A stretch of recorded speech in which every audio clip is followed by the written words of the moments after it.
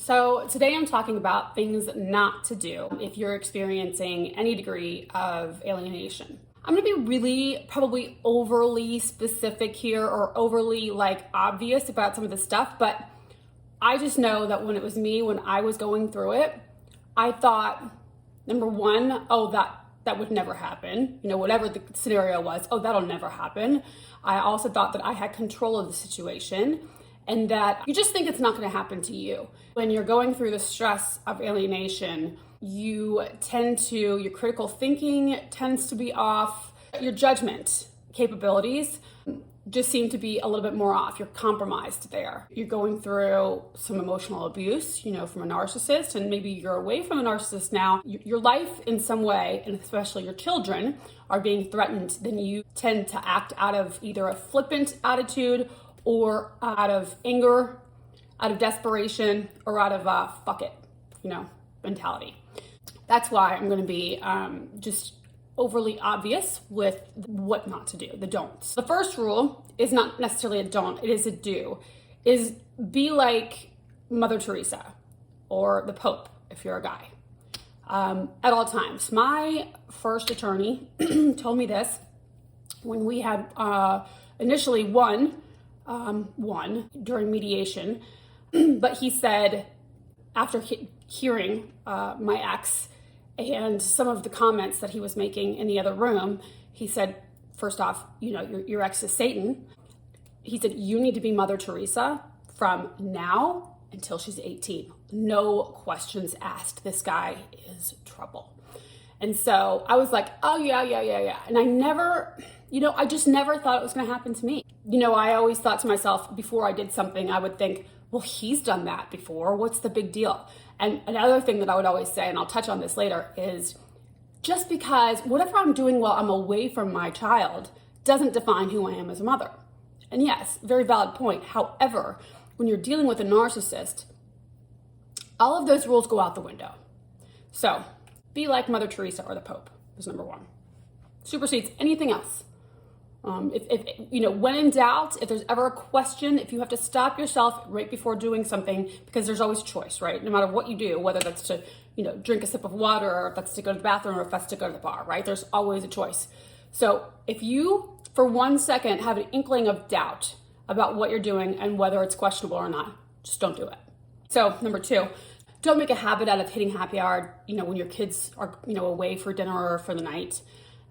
Because those, depending on, again, how far your ex is willing to go, where there's, and I've had them all happen with me, a PI following you, or just by word of mouth in a small town, maybe it's a big town still, you're, easy to run into. Just don't make a habit of, even if your ex does it, doesn't matter. He knows who he's dealing with.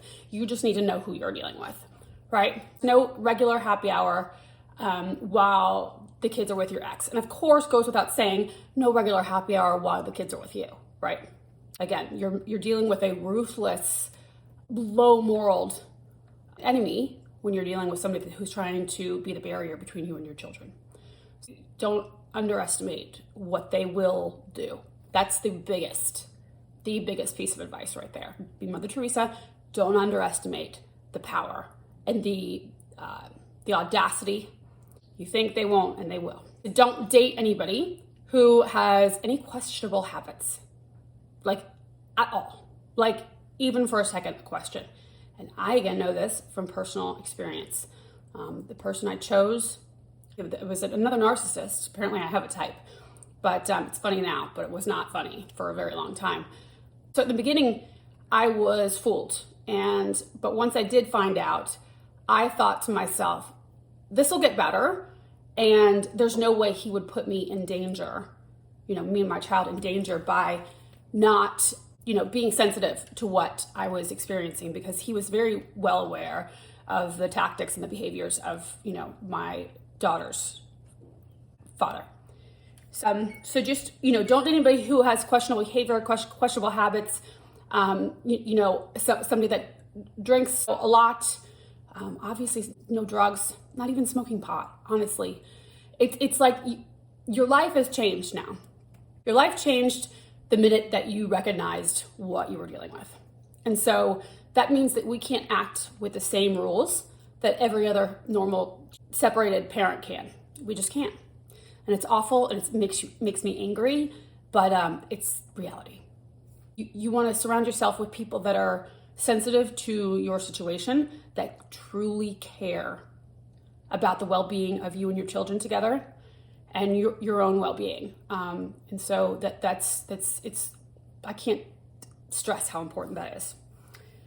Don't date anybody that is abusive in any way, even if you feel like it might be on the line. If you are being treated in a way that you would never want your parents, either one of your parents or your children to see, that person's not going to be good for you and your children's health in dealing with alienation. Don't involve yourself with anyone who's not Mr. Rogers or like Susan from Sesame Street or somebody. So with regard to your children, so you don't want to play the narcissist games, obviously. You don't want to bash your ex in front of your children. You also don't want to use your children as sounding boards or you look for pity or attention from them as a result of the narcissist's treatment, right? So your children are not there to feel the pain with you or for you. It's absolutely inappropriate in any sense, but it's very, very difficult when you're actually in it. It's a lot easier to say, oh no, I would never do that, when you're not, it's not happening. But when you're in it, just pay attention, because there are times when you have nobody else to talk to, or it's at the heat of the moment, and it's really difficult to hold back, but you have to, you must. Don't defend yourself to your kids, especially when they're borrowed scenarios, when you think that your ex has been in your child's ear and your child is now accusing you of stuff. At that point, they don't want to hear your defense. It'll never work. You'll never get what you need to get in the end by, defending yourself. What works better is actually listening to your child, and as hard as it might be, bite your tongue, really hear them and understand that whether they're being influenced by your ex or not, their feelings are their feelings. Again, whether they come from a false place, because your ex is feeding them information that's false, and then your children are having feelings about it, doesn't matter. Those feelings are still feelings and they're valid. And remember that your children, it's not their fault that they're in this situation. And what they really, really want from you on the inside is just to know that you hear them, that you try to understand them, and that you want to help them and you want to be a rock for them. Don't appear emotionally frail or unstable to them. So your children need to know that somebody is in control. Don't always appear stressed. Don't ever really appear stressed. I mean, it's one thing to be honest with your children, to say, yes, it is a stressful situation, what's going on. And another thing to completely have your time eaten up because your head is, going a million miles an hour thinking about all of the stuff that's gone on. And now that's eaten up the energy and the time that you have with your own child, now that you're sharing them to be bonding and, just enjoying each other. Don't ignore, roll your eyes at, or judge your children's feelings. I kind of went over that before, but truly be there so that they know that you are there to listen. Again, whatever you might think about those feelings, and you want to be like, poor me, don't, because at their age, in their mind, as much as they've experienced or as little as they've experienced, what's going on with them is a big deal. So just be sure to be sensitive to that. Don't be overly controlling. They're already going through that. Chances are your child has already said to you or to somebody, or is feeling like that they don't have a say in anything, especially if you're newly separated or divorced, because now their world was uprooted, right? They had no say in that. All of a sudden their parents are different places, and that wasn't their choice, And then the alienator, the narcissist, most of the time, they tell the child how to feel. They tell the child what to do. They don't give them the choices. So depending on the age of your child or children, it's best if you can give them 3 or 4 choices for whatever it is, whether it's activities for the weekend, whether it's, what you guys are eating, what times to do homework, whatever chores. Give them 3 or 4 options and let them choose there. Giving them the choices and not being so controlling with them or telling them what they're going to be doing and what's going to be like. It's already a boot camp over at the other house. Be the opposite of that if you at all can. Of course, there's times when the decisions have to be made by the adults, but whenever you possibly can, just try to give them some options. Don't forget that boundaries make a child feel secure. As much as they like to say it, they don't want you to be their best friend. They may say, so-and-so's parents are blah, blah, blah, and they act like their best friend and whatever. What they need right now is stability, and what they need right now is somebody that is that kind of rock, without being so controlling. Don't be late for drop-offs, pickups, events, whatever it is that has to do with them.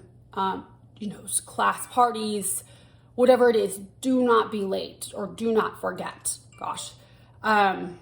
Because no matter what the excuse is, even if it's a super valid one of, a traffic jam or somebody's sick at work, you had to, pick up for their slack, it doesn't matter. Not in the children's eyes, it doesn't matter because they are the most important thing. They hope in your life. And also dealing with the alienator, if they get word of that, they know if it's a pickup or drop off, obviously they're going to be there most of the time anyway. And that is just something that they will write down and hide away. And I promise you, they will log all that stuff and use it. If they're a narcissist, it's, 90% of the time, they're writing stuff, making up scenarios that aren't true, right? Giving them any sort of ammo is just, don't do it. Just don't provide anything for them. So be the boring parent, pretty much in all scenarios. Don't forget to spend quality time with them, even in the midst of the storm. Carve out time with each. If you have more than one kid, carve out personal time with each one of your children. Or, if it's just one, carve out that time where it's like, distraction-free, fun, whether that's going, on a picnic or a hike or whatever it is. What if it could just be a rainy day that you're sitting inside and watching movies, but it's one of those days where you're not on your phone, and you're there devoted to them, 110%. That quality time is so important, and it helps them to realize that just because mom and dad are not together, I still get time here, and I'm still getting the respect and the attention that I need. So that's super important. Okay, so also the last one this is huge. And this is one I screwed up every time for many years. And it's do not avoid the alienation or ignore the alienation strategies. Do not ignore the behaviors. I always am one to try to keep the peace. I was one to ignore it and I thought that I was taking the high road. I was doing it for my daughter. I thought, well, if I just ignore it, maybe they'll stop. And that's not the case. In every case, it only permitted my ex and his wife to do it more. Do it harder, it was complete pushover by the time they were done with me. I was beaten up, tore up. Instead, find ways to confront the behavior. And this is an art. Confronting a behavior without being blamey in any way, shape, or form. So being able to, in a solution-focused way, come to your ex and depending on what the scenario is or what the tactic they're employing, and offer a solution and say, I noticed that maybe there was, whatever discrepancy here. How can I help to get the story straight here? Or I noticed that I was no longer on the school list for teachers to call when needed. Did you need for me to update that information? Now, mind you, you're going to be going and talking to the school, before even this conversation, but including them in on that conversation and letting them know, holding them accountable and letting them know that you're on to them is imperative. It's It's imperative. And if at all appropriate, if you can do it in front of the children, even better. But when I say that, I need to say that like with, you need to exercise extreme, not only caution, but you need to check your motives when you're going to do it around your children, because you need to make sure that it's appropriate, and that also that you're doing it for the right reasons, right? That you want to, if you're doing it, you're trying to show your child that you and your ex can come to agreements together and discuss things and not be pointing fingers at the same time, then if at all possible, then go ahead and do that. At least in my experience. It just shows your child that your ex does not have the power to walk all over you. And it shows your child also that you respect yourself and you respect you and your child's relationship. And it shows your ex that, that you're holding them accountable. Now, mind you, they may not always react in the most sound way, but that doesn't matter. That's on them. So it's your job to do what you can for your side of the street and theirs for theirs, right?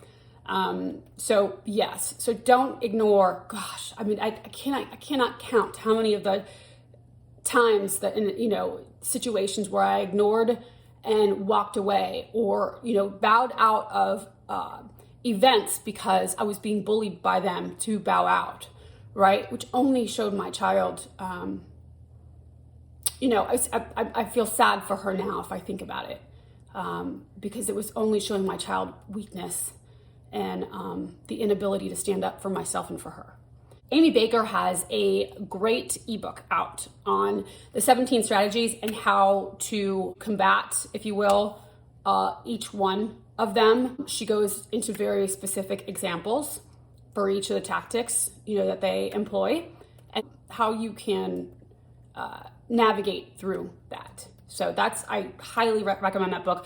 I think it might be even free now online. For a while there, I think she was selling it for like $9.99. Either way, totally worth it. It's not a long read by any means. It's more of like a reference guide. So I highly recommend that. There you have it.